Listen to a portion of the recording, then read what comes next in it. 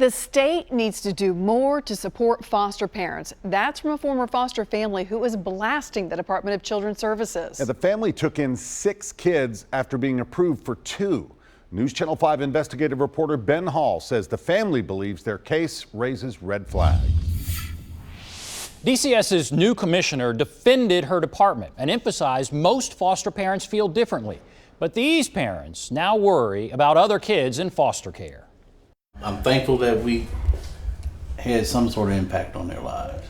Fred and Lakeisha Campbell keep these notes on their wall. I'm just thanking us for taking them in during the holidays and making them feel welcome in their home. Expressions of thanks from some of the 6 foster children the Campbells agreed to take into their home last fall. What can we do to help give back to the community? Lakeisha Campbell is a teacher. Her husband is an assistant principal. After going through training with the Department of Children's Services, they were certified to care for up to 2 foster kids. Should they have asked you to take 6 kids? In hindsight, no. I mean, 6 was a bit much. Last fall, DCS said they immediately needed to place 6 brothers and sisters, ages 11 weeks to 17 years old. The Campbells said yes. With 4 kids of their own, they suddenly had 10 kids in their home. We both agreed, hey, it's getting close to the holidays, maybe we could help them out. They believed it was a short-term solution to keep the brothers and sisters together. But after the holidays came and went, they say support from DCS faded. All we heard was, well, we're lacking resources, they're short-staffed, it's a tough region to fill. Lakeisha Campbell said their caseworker seemed overwhelmed. She told them she'd set up counseling sessions for one of the kids, but when Lakeisha called, the doctor knew nothing about it. He put his foot through the wall here. They say damage around their home pointed to help the kids needed but weren't getting. Feeling overwhelmed themselves, the Campbells realized they couldn't keep all the kids. DCS removed them in May. The experience has left them concerned for other kids in the foster care system. From the perspective of Department of Children's Services, this looked like a brilliant placement.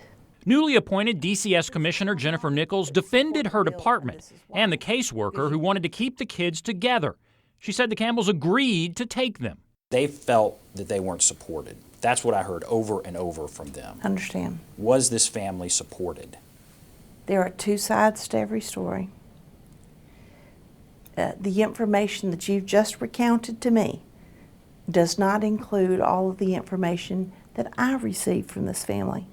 Do you think your department did anything wrong in this case? I don't think our department did anything wrong. Could this department have given this family more support? Of course. She said DCS felt disillusioned with the Campbells, but wouldn't say why. I am not going to sit here in this interview and go through necessarily what those items are. She says DCS decided it was best to remove, which DCS calls disrupt, the kids. Are you concerned that by saying this wasn't a good placement, this family had problems, it will discourage other families from being willing to be foster families? Well, don't put words in my mouth, because I'm not disparaging anybody, okay? Not disparaging anyone. This placement needed to be disrupted. Nichols said DCS has more than 8,000 kids in foster care and more than 5,000 foster homes. She says most placements end very differently. But the Campbells say they were left feeling forgotten about and worried about the entire foster care system. The feeling we got was they're just shuffling paperwork. They're not really understanding that these are kids' lives. DCS says the foster kids are doing well, but would not say if they're still together as a family. The Campbells have seen some of our past reports on high caseloads for DCS caseworkers and hope by speaking out, that gets more attention. Ben Hall, News Channel 5 investigates.